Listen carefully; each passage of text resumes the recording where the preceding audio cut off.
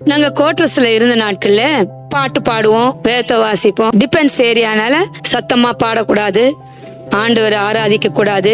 உடனே பக்கத்துல இருக்கிறவங்க நாங்க பாட்டு பாடி ஆராதிச்சுனா அங்க போய் சொல்லிடுவாங்க. தெரிஞ்சவங்க தான், ஐயா கூட ஃபேக்டரியில வேலை செய்யறவங்க தான், ரொம்ப பழகுமா தான். பாடுறது செய்யறது அதெல்லாம் பிடிக்காது, ஆண்டவரை ஆராதிக்கிறது பிடிக்காது. கீழே சைக்கிள் வச்சுட்டு வருவோம்.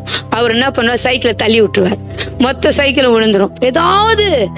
எதனா ஒண்ணு பண்ணிடுவாங்க, ரொம்ப துக்கப்படும்படியாய் செய்வாங்க. ஆனா எதுவும் கதவை திறந்து கேட்க முடியாது, வருத்தம் இருக்கும், மன வருத்தம் இருக்கும்.